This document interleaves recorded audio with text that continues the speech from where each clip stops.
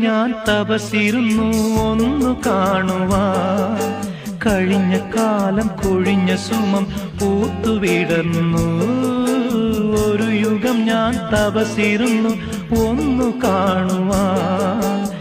കഴിഞ്ഞ കാലം കൊഴിഞ്ഞ സുമം പൂത്തുവിടർന്നു.